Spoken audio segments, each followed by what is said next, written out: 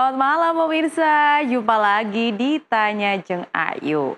Mahkamah Konstitusi diminta mencoret anggota DPR dari kategori daftar penerima pensiun yang diatur dalam Undang-Undang Nomor 12 Tahun 1980 tentang hak keuangan administrasi pimpinan dan anggota lembaga tinggi negara.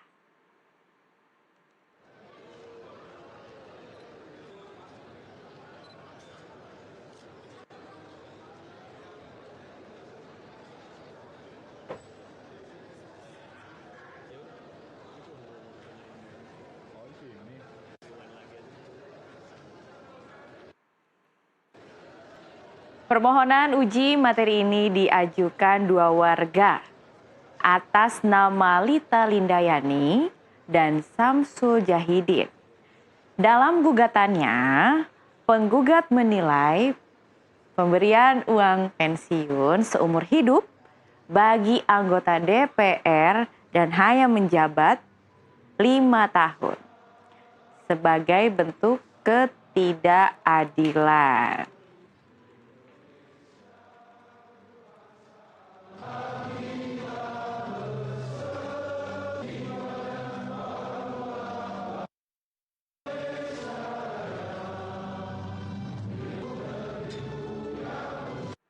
Nah, gimana pemirsa setelah melihat visual tadi? Mungkin rada belum jelas ya. Nah, untuk itu Jeng Ayu di sini akan menjelaskan semuanya agar pemirsa di rumah tidak kebingungan dengan apa yang terjadi saat ini di negara kita tercinta.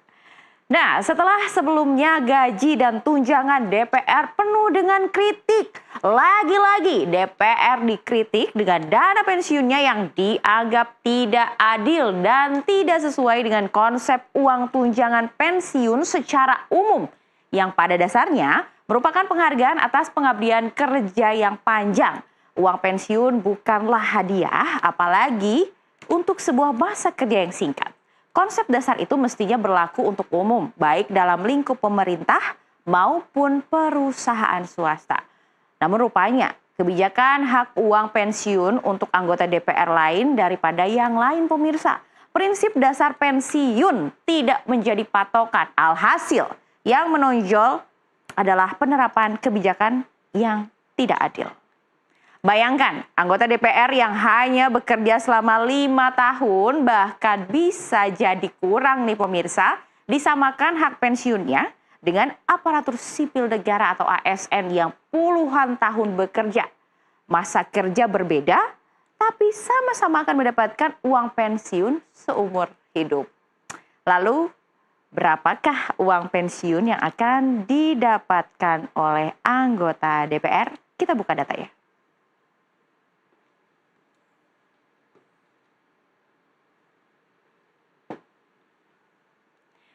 Jadi, pemirsa, dana pensiun anggota DPR itu memiliki dasar hukum, yaitu Undang-Undang Nomor 12 Tahun 1980 tentang hak keuangan administratif pimpinan dan anggota lembaga tertinggi, serta berkas pimpinan lembaga tertinggi dan berkas anggota lembaga tinggi negara. Jumlah dana yang diterima pun sudah tertera dalam Peraturan Pemerintahan Nomor 75 Tahun 2000. Seperti apakah? Kita buka lagi.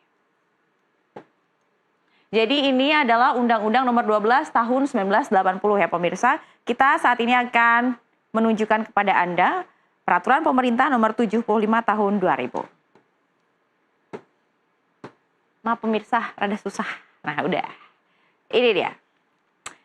Rupanya pemirsa, dana pensiun DPR pun ada klasifikasinya loh. Untuk masa jabatan 2 periode akan mendapatkan 3,6 jutaan per bulan dan masa jabatan 1 periode akan mendapatkan 2,9 jutaan per bulan.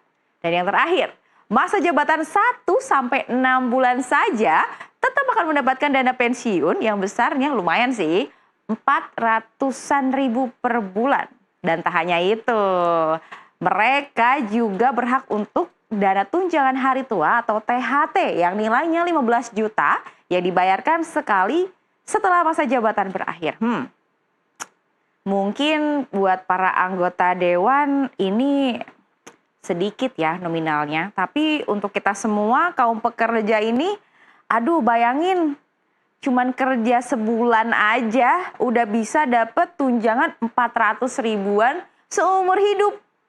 Jeung Ayu sih mau kalau kayak gitu. Kerja sebulan dapat tunjangan seumur hidup. Aduh, mau deh, gimana ya caranya pemirsa? Impian semua orang banget sih pastinya. Dan ini sudah tertera di visual. Tolong ya ganteng ditunjukkan ke pemirsa visualnya. Nah, ini visualnya. Jadi yang satu periode jabatan akan mendapatkan 2,9 juta per bulan. Yang dua periode akan 3,6 juta per bulan. Dan ini cuman kerja 1-6 bulan aja dapat tunjangan 400 ribuan per bulan seumur hidup lagi. Siapa yang nggak mau? Jeung Ayu juga mau pemirsa. Nggak cuman itu, nih ada tunjangan hari tua. Wah, ini nih yang penting nih, 15 juta. Ya walaupun dapatnya cuma sekali aja sih setelah masa jabatan berakhir. Tapi 15 juta lumayan atuh, beli bakso bisa sama gerobak ya pemirsa. Bisa dibagi-bagi ke Pak RT dan teman-teman. Oke, kita lanjut. Nah, ini akan hitung-hitungan. Tadi kan kita udah tahu nih pemirsa, ternyata jumlah yang didapat sebenarnya normal sih. Enggak gede kayak nolnya banyak kayak tunjangan-tunjangan yang sebelumnya. Tapi kalau kita total, jumlahnya sekarang gini. Anggap saja ada sebanyak 580 orang anggota DPR saat ini. Dikali rata-rata bisa mendapatkan 2,5 juta untuk anggota, dikali 12 bulan dan hasilnya 17,4 miliar per tahun. Jadi ini adalah jumlah uang yang harus dibayarkan negara kita kepada anggota DPR selaku pemangku kebijakan dan juga pemangku suara dari kita semua. Bayangin. Dan pemirsa, karena kan dulu awalnya peraturan ini ada di tahun 1980. Nah, jika kita hitung jumlah anggota dewan dari tahun 1980 hingga 2025 itu ada di angka 5.175 orang. Bayangin, coba dihitung berapa ratus miliar yang harus dikeluarin. Nggak harus sih, itu tandanya kan ini udah dari 1980 ya, berarti yang sudah dikeluarkan dananya pemirsa, yang udah digelontorkan. Fantastis sih tentunya. Nah, bukankah setelah ditotal angkanya menjadi tidak kecil kan? Dan bukankah angka segitu akan ikut memboroskan APBN yang oleh pemerintah saat ini justru sedang dicoba diirit-irit melalui kebijakan efisiensi? Pemirsa, itu kalau kita mau bicara tentang angka nih. Namun inti permasalahannya bukan angka, tetapi pada keadilan. Bukan saja keadilan yang dirasakan para ASN yang pensiun setelah masa kerja 10 hingga 35 tahun. Melainkan juga ketidakadilan bagi rakyat yang konon suaranya diwakili oleh mereka. Miris, ya miris.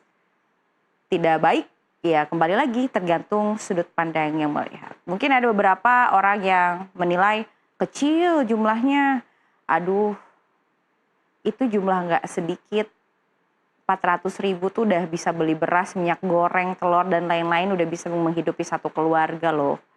Ya kalau Jeung Ayu ditanya setuju apa enggak dengan gugatan ini, karena Jeung Ayu nggak ngerasain ya, jadi Jeung Ayu pasti setuju lah pemirsa. Lumayan kerjanya sebulan dapet pensiun 400 ribu seumur hidup. Tapi kalau Jeung Ayu ngerasain ya Jeung Ayu nggak mau digugat. Itu kalau Jeung Ayu ya, ini Jeung Ayu cuma ngomongin Jeung Ayu nih, bukan ngomongin yang lain ya pemirsa. Nah lalu bagaimanakah tanggapan dari pemerintah nih, udah ada gugatan ini Jeung Ayu. Oke, ini ada tanggapan langsung dari Ketua DPR RI. Nah, oke pemirsa sudah terlihat? Ada yang nggak kenal beliau? Pasti kenal kan? Jeung Ayu juga kenal sih, tahu nggak kenal tapi tahu. Nah, jadi Ketua DPR RI Puan Maharani ini menanggapi dana pensiun DPR yang kini digugat dan ramai diperbincangkan. Dan disebutkan bahwa kita hargai aspirasi, tapi semuanya itu ada aturannya. Tidak bisa kita hanya berbicara kepada satu lembaga. Aturannya ini kan menyeluruh, jadi kita lihat aturan yang ada. Gimana pemirsa dengan jawabannya? Semoga ini menjawab ya, tapi benar pemirsa, yang namanya aturan itu memang tidak bisa diganggu oleh satu lembaga aja. Jadi memang harus ada koordinasi dari lembaga-lembaga terkait supaya bisa mendapatkan hasil dan juga kesepakatan yang lebih bijaksana. Ya mari pemirsa kita kawal terus dengan adanya gugatan ini. Dan semoga nantinya, kenapa ya Bang? Ada apa Abang? Oh ada. Pemirsa, Jeng Ayu lihat ke sini ya, disuruh lihat ke sini nih sama abangnya. Oke, nah pemirsa, jadi mari kita lihat saja nantinya akan terjadi apa di Indonesia ini. Semoga dengan adanya gugatan ini tentunya kita mencari win-win solution lah. Gak ada yang dirugikan, gak ada yang diuntungkan. Setidaknya semuanya bahagia. Sekian untuk edisi Tanya Jeng Ayu malam hari ini. Ya memang gini aja ya pemirsa, pasti nggak puas kan? Pasti nggak puas kan? Oke, makanya minggu depan nonton lagi NTV Tonight. Nanti kita tuntaskan di minggu depan. Tapi jangan kemana-mana, abis ini NTV Tonight masih akan kembali dengan informasi yang menarik lainnya. Tetaplah bersama kami. Push, push.